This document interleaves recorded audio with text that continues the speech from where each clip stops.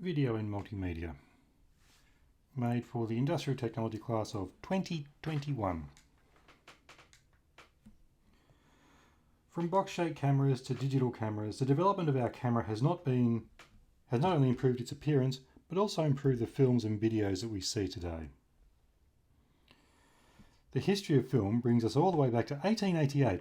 The first ever film was created that year, the black and white Roundhay garden scene.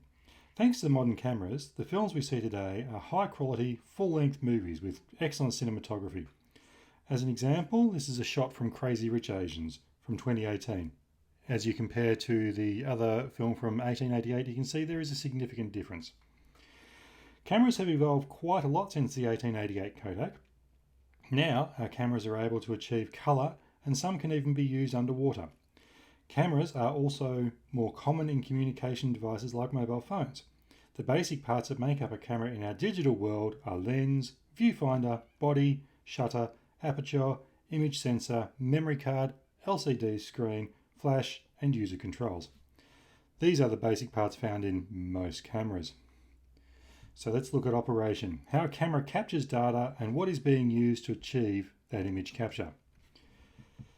CCD and CMOS are sensors.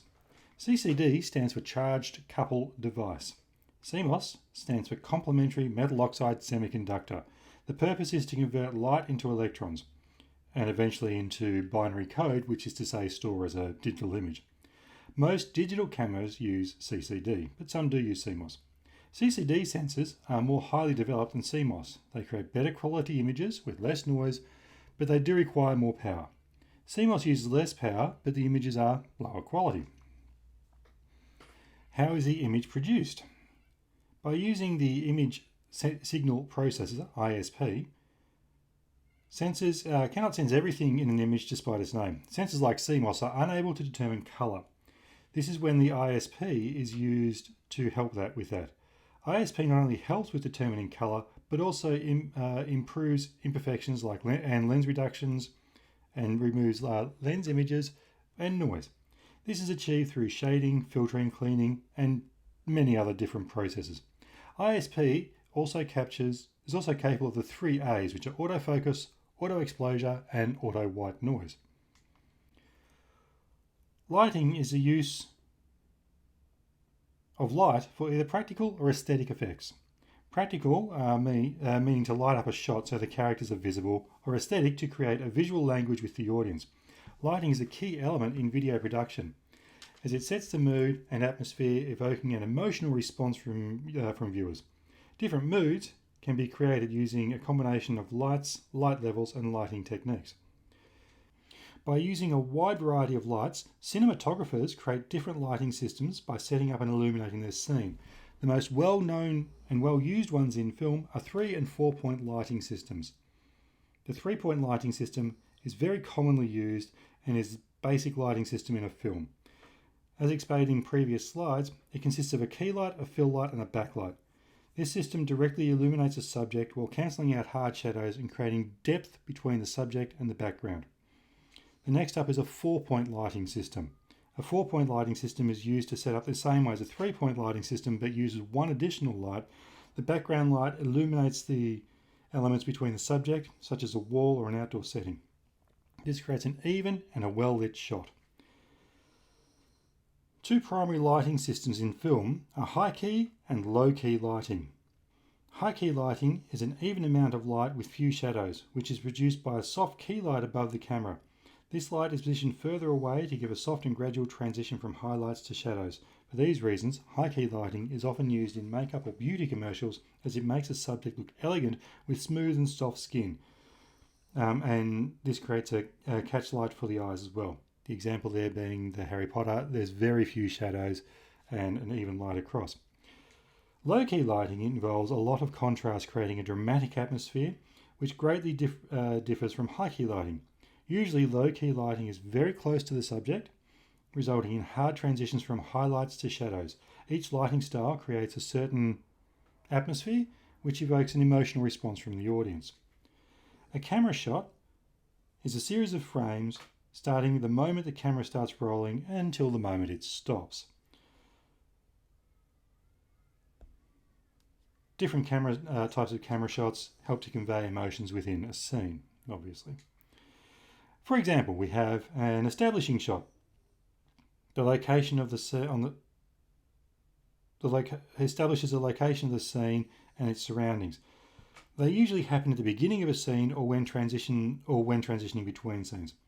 Close-up shots adds emotion to a scene, and we can see clearly what the actor's emotions are. This establishes a strong emotional connection to the audience. A medium shot frames from the waist up.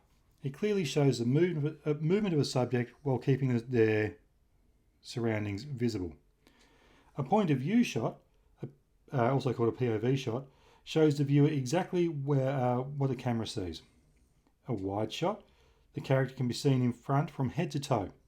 The relationship to the surroundings is also visible. An over-the-shoulder shot shows the connection between characters. For example, here we see the characters having a conversation.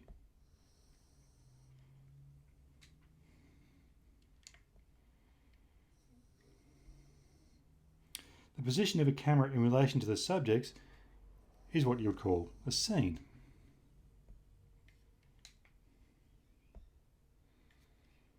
So we have an eye-level shot, which is how the character sees things in real life. A low-angle shot shows a power dynamic between characters. A high-angle shot, the camera points down at the subject, usually creating a feeling of inferiority for the subject. When we do a shot composition, we use the rule of thirds. To position your object, you have to imagine a frame of a 3x3 vertical square, or 3x3 boxes, to create 3 boxes or 9 boxes on a screen that are similar sized, and you position your object, giving the audience information on where that object is with relation to the rest of the screen. And using the rule of thirds, you try and avoid going dead center in the shot. Instead, you work around that rule of thirds. Okay, the process of combining data from different sources provides a unified view. Now, we think about video infographics as a visual representation of our data. Video adverts are an effective way of providing engaging data to our audiences. The data presented is intended to persuade the viewer to act in a particular way, for example, buying a product or voting for someone. This is generally advertising. The types of data that can be presented is customer satisfaction and product ratings. So we see here in the images we're being encouraged to buy these products because they're well lit, they're looking great, and we're being encouraged to buy them.